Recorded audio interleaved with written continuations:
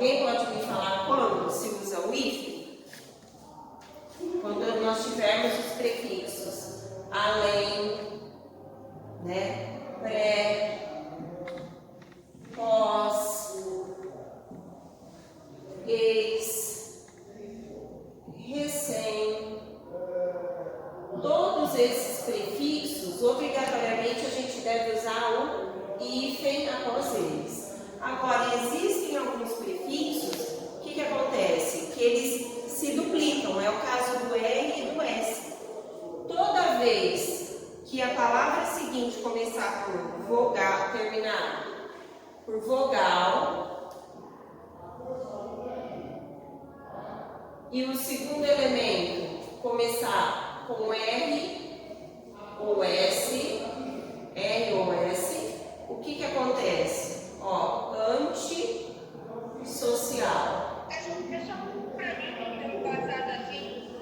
Oi? Tá ruim?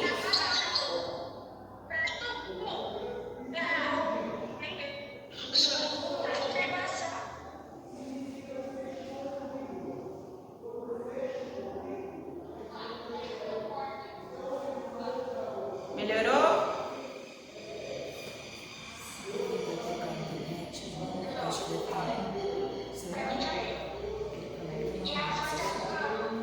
Espera aí um pouquinho, pessoal.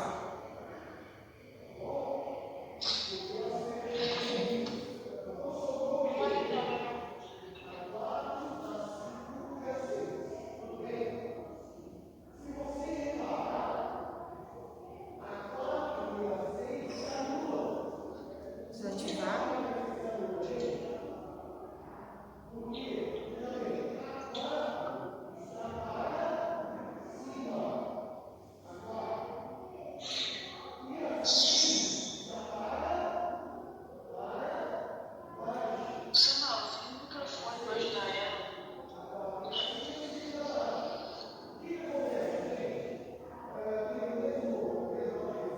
Melhorou?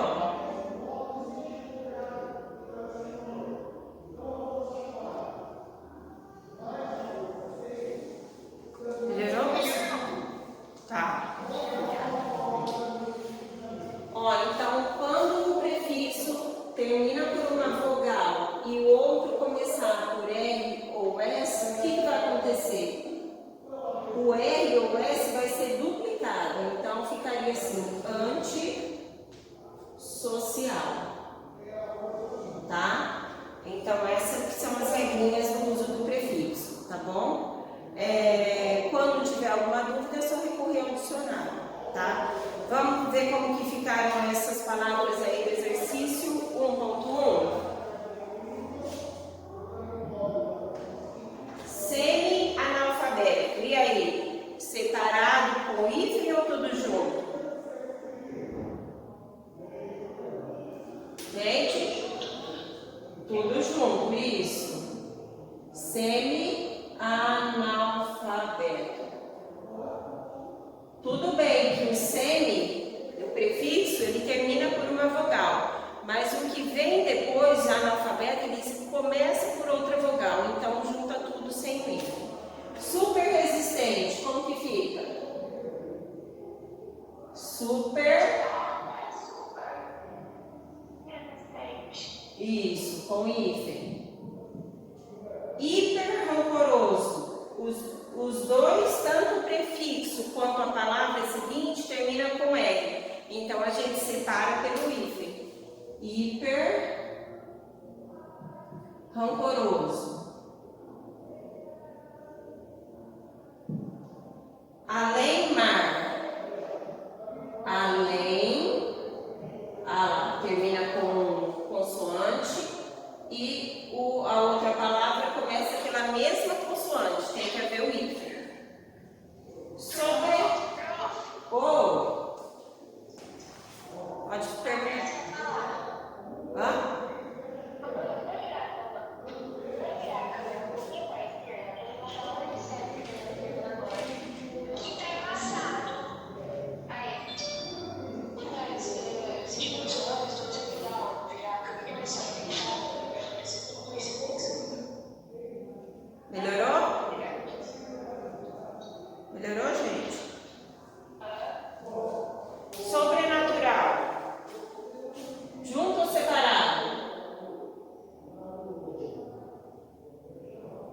Junto, tá? Autobiografia. Autobiografia. Junto também, tá? O prefixo auto termina com vogal e o outro começa com consoante, aí junto. Lembre-se, junto.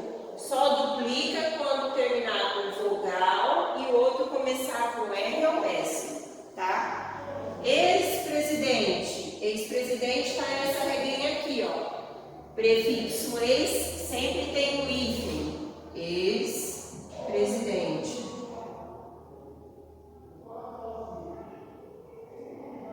Tá? Próxima. Contra-ataque. Quando termina com uma vogal e começa com a mesma vogal, se separa por hífen. Depois, micro-ônibus. E aí? Como que vocês fizeram isso? Junto ou separado? Hã? Alguém colocou junto? É a pessoal, no mesmo caso que esse aqui, ó. Não termina, micro termina com o. E ônibus começa com o. Então é separado, tá? Micro-ônibus.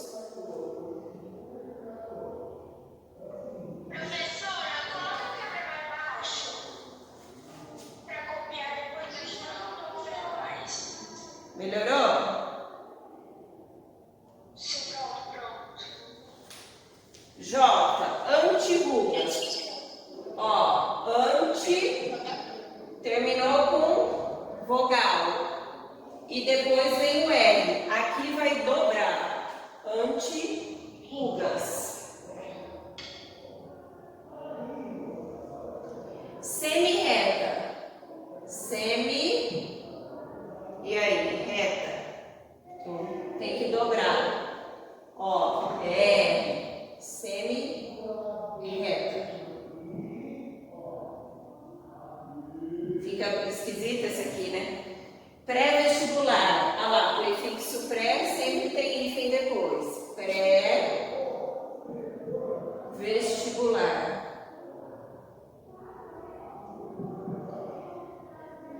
M. Ultrassom. De novo, ultra termina com vogal. O som é S. Então vai ser junto e vai dobrar o S. Ultrassom. Certo? E contra-regra. Novamente, contra termina com vogal. E regra começa com R. Vai dobrar o R. Contra-regra. E aí, acertaram mais ou não? Acertaram ou erraram mais?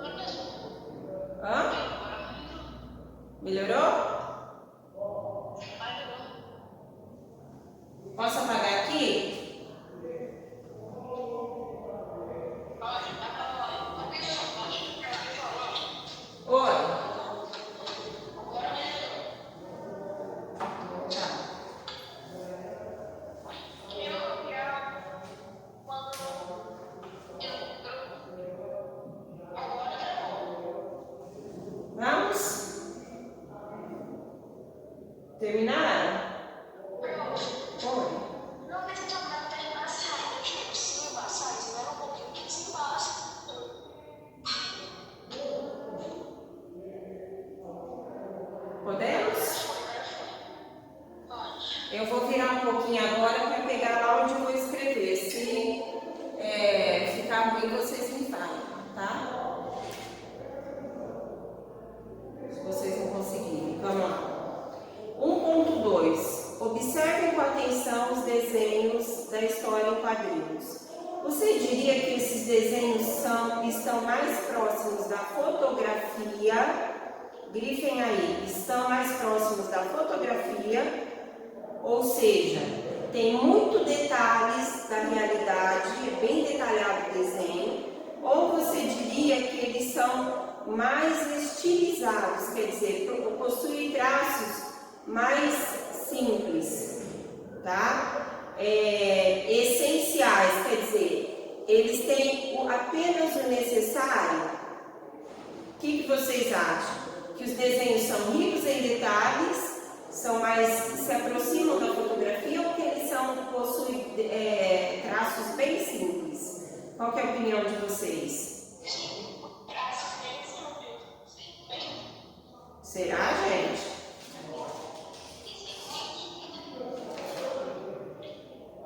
Presta atenção lá, principalmente no primeiro quadrinho.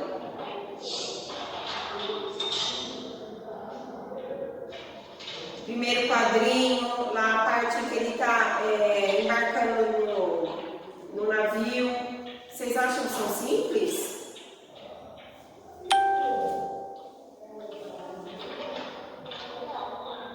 Não, gente. Olha os detalhes. Olha os detalhes que ele mostra do corpo. Oi? Prestem atenção nos detalhes do corrimão aí, quando ele está embarcando, no detalhe quando ele está na estação de trem, do vidro do trem, são ricos. Simples seria, vamos supor, Turma da Mônica, que é mais um desenho sem mostrar esses detalhes, tá? Então, são desenhos ricos em detalhes. Alguém colocou essa resposta? Próximos da fotografia. Vocês conseguem enxergar aí?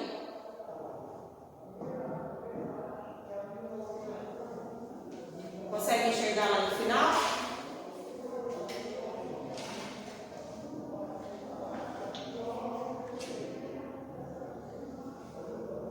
Tá, pessoal? Oi? Qualquer coisa vocês avisam.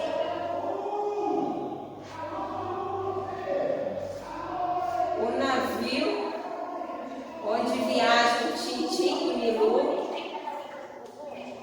Oi? Ai, desculpa. Nada.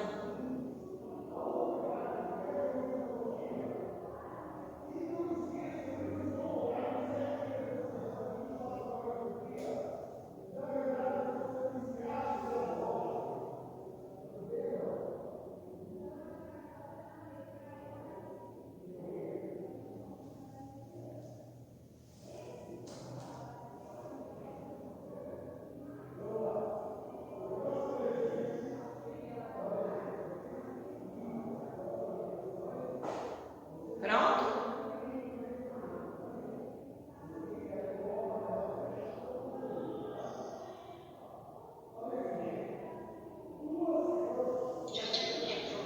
Ó, o navio onde viajam Tintim e Milu estava de fato, grifem aí, estava de fato afundando? Sim ou não? Mas como no primeiro curso, escolhidos? Quando o papagaio grita que o navio estava afundando.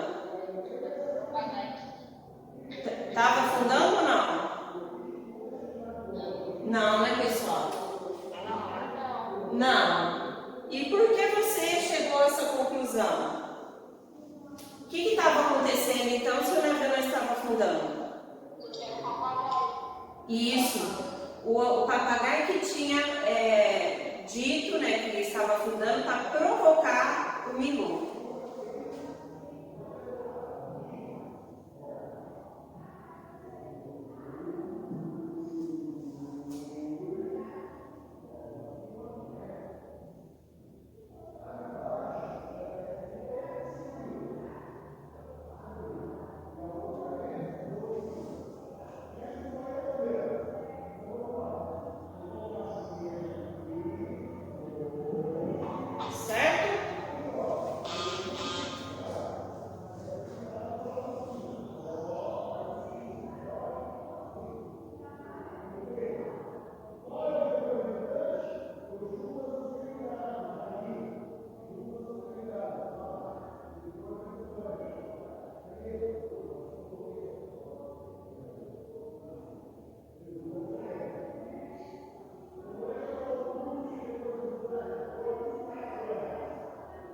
Podemos?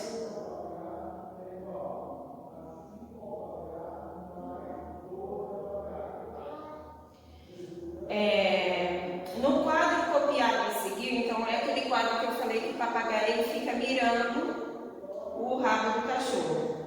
O que permite prever, grifem aí, que o papagaio planejava atacar Milu? Como que a gente sabe que o papagaio estava planejando alguma coisa para atacar o Milu?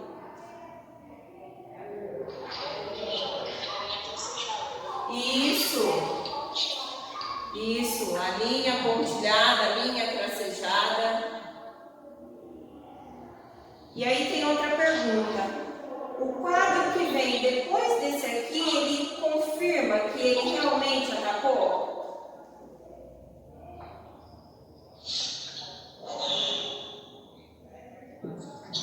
Hein, gente? Qual que é o quadro que vem depois desse aí? É aquele que ele pica, não é? Então, o quadro que vem depois confirma que ele atacou? Sim, por quê? Porque mostra o papagaio picando o rabo.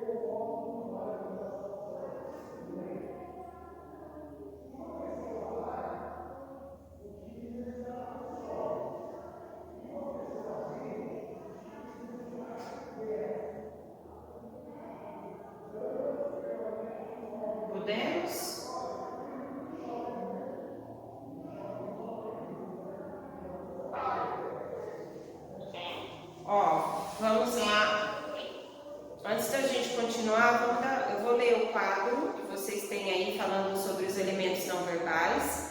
Peguem um marca-texto, alguma coisa que eu vou pedir para vocês grifarem algumas partes, tá? Os elementos não verbais nos quadrinhos. As tiras e as histórias em quadrinhos, genericamente conhecidas como quadrinhos, são narrativas visuais. Então, grifem aí, as tiras e as histórias em quadrinhos são narrativas visuais. É aquilo que eu expliquei para vocês. São narrativas visuais porque é uma maneira de usar a linguagem não verbal, as imagens, né, para transmitir, para contar uma história para a gente, tá? Podem não apresentar a linguagem verbal, quer dizer, o texto escrito, pode não apresentar. No caso desses quadrinhos do Tintim, há uma mistura, tanto da linguagem verbal, que seria a escrita, né, as palavras, quanto da linguagem não verbal, que são as imagens. Mas a gente vê que as imagens significam, nos diz muito mais do que as palavras. Tanto é que eu acredito que se não houvesse as palavras, nós conseguiríamos entender da mesma maneira.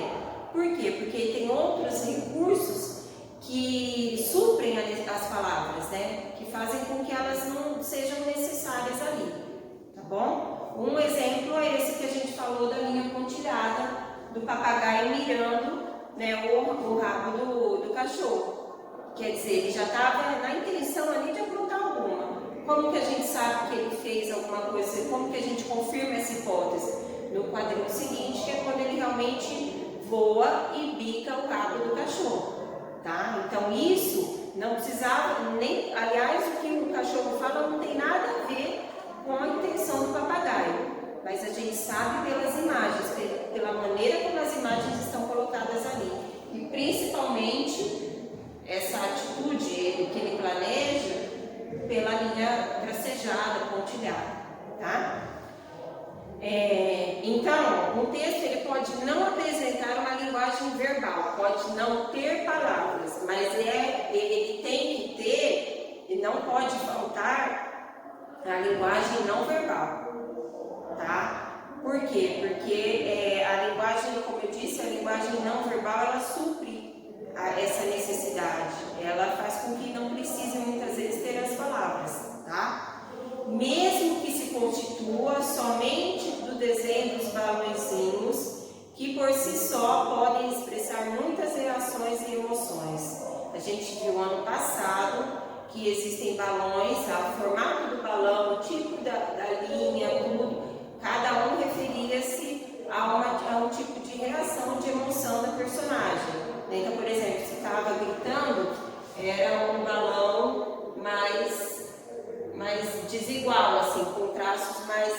E se fosse uma fala normal, um balão simples. Se fosse um pensamento, era aquele balãozinho pontilhado, né? Ou então falando baixo, sussurrando, tá? A leitura adequada de quadrinhos requer que o leitor saiba ler imagens. Isto é, grifem aí, ó. É necessário requer que o leitor saiba ler imagens. Isto é, preste atenção em detalhes e interprete o significado de determinados recursos gráficos. Se você não souber ler, entre aspas, o que as imagens estão dizendo, consequentemente você não vai conseguir entender a história, tá? Você não vai achar aquilo interessante. É a mesma coisa quando tem um quadrinho ou uma tirinha que é uma ironia, ou quando você não consegue interpretar o sentido daquilo, você não vai conseguir entender aquilo que a pessoa, que o autor está passando para você, tá? Se os elementos não verbais não acrescentarem nada aos quadrinhos, isto é, não os tornarem mais interessantes, né, mais expressivos, aí a gente pode questionar a qualidade da obra. O que significa isso? Os elementos não verbais, eles têm essa função, as imagens, né, têm essa função de acrescentar mais informação.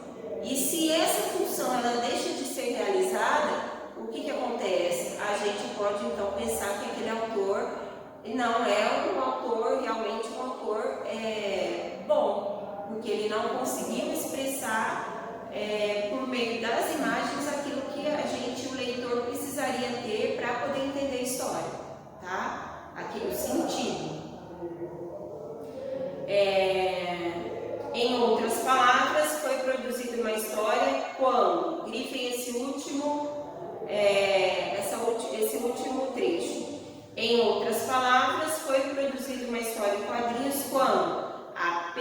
apenas um texto escrito cumpriria a mesma finalidade, tá? Quando dá para você passar aquilo por um texto escrito, e aí sim a gente percebe que ele cumpre essa finalidade de entreter, divertir o leitor, tá? Dúvida, pessoal?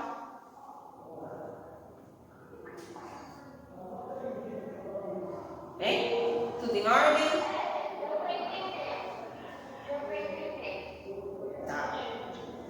Vamos lá. As perguntas que vêm aí a seguir têm a ver com esse conteúdo que a gente falou sobre os elementos da linguagem não verbal. Então, o que vocês tiverem dúvida agora com relação às perguntas, aí vocês me questionam aí que eu esclareço, tá? Nos últimos 3 quadrinhos da segunda página, os últimos 3 são esses aqui, ó, em que o papagaio pica, né? Eles se estranham ali e eles brigam. Como que eu sei que eles estão brigando? Olha só, um se atracando com o outro aí, ele tá voando pena, tá voando tudo quanto é coisa aí. E as estrelinhas, ó. Então a imagem, embora não tenha palavras, a gente consegue interpretar que isso seja uma briga, tá? Nos 3 últimos quadros da segunda página, o que ilustram as estrelinhas? E aí, o que vocês acham que significam as estrelinhas? Isso. Mais ainda que o machucado, é a reação de dor, significa que tá sentindo dor ali, porque um tá mordendo o outro e o outro tá bicando, né? Então, a reação de dor, tá? Quando uma personagem sente uma dor forte, que expressão verbal, quer dizer, quais palavras elas usam e que a gente poderia colocar nos 3 últimos quadrinhos?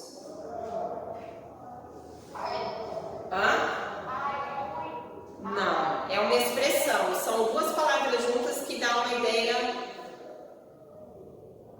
A gente geralmente usa isso. O que vocês colocaram? Não é uma interjeição. Não. Começa com o quê?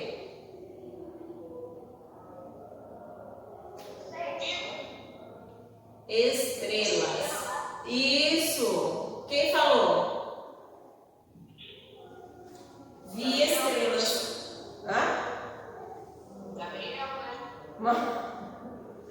Vi estrelas, tá bom? Então quando você fala, aí bati a cabeça e vi estrelas, quer dizer o quê? Que eu senti uma dor muito forte na cabeça, tá? Gente, eu não sei de estrela.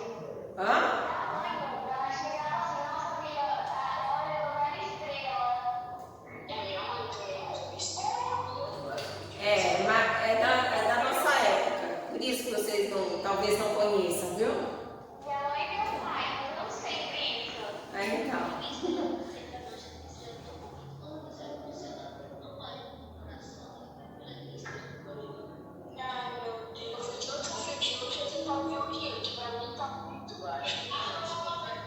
Eu não estou escutando o Rian também, não.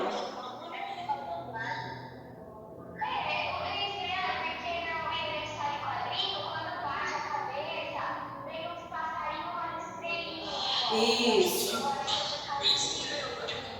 Eu vi estrela, então é estrela, eu acho que eu conheço. Verdade. Vamos lá? Ó, agora vamos para o quadrinho de metáforas visuais.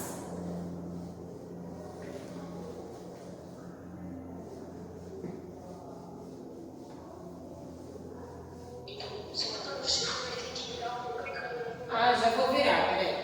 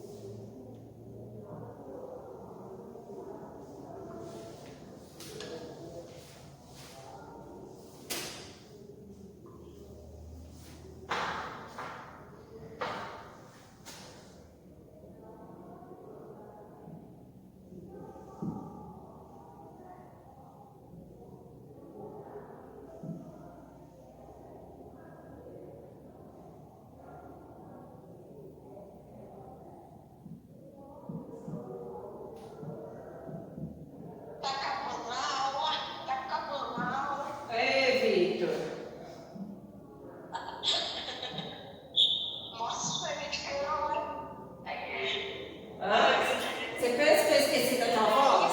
Se ele tivesse falado isso, sem querer, se tivesse o microfone, até que ele estava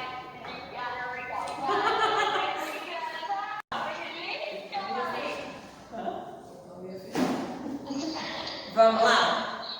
Ó, a gente vai ver agora metáforas visuais. Quando a gente fala em metáfora, a gente tem que ter em mente essa palavra aqui, ó, comparação. Então, uma metáfora é uma maneira de se comparar. Só que existem duas maneiras da gente comparar uma coisa, um ser ao outro.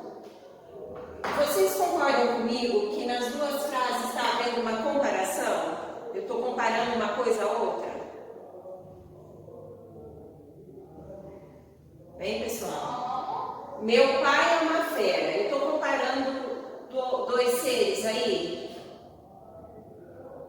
Acho que sim, não sei, o pai é fera. Isso. Na B, na de baixo, a cozinha está quente como um forno. O que eu estou comparando? Cozinha forno. Cozinha com forno. Alguém poderia me falar o que tem nessa frase para indicar que realmente é uma comparação? Tem uma palavrinha que aqui não tem. O que vocês me falam? Acho que O como, muito bem. Nas duas, então, percebam. Tanto nessa quanto essa, nas duas tem a ideia de comparação. Estou comparando meu pai a uma fera. Estou comparando a cozinha com o forno. Quando essa comparação vier com a palavra como, então eu falo que o nome disso é uma comparação. Quando na comparação não vier a palavra como, eu falo que aqui a gente fez uma metáfora. As duas, tanto a comparação quanto a metáfora, tem que haver dois seres que a gente esteja comparando. Lembra assim, eu costumo dar dica, ó, como, lembra de comparação. Então, quando tem como, é uma comparação. Quando não houver a palavrinha como, é uma metáfora. Nas duas, tem dois seres que são comparados. Entenderam? sim. Nossa! Sim. Sem dúvida? Só perceber uma notícia. Nossa, essa água tá um gelo. Tá como gelo. Entendeu? A gente usa bastante isso. Essa água está um gelo. Seria o quê? Metáfora ou comparação?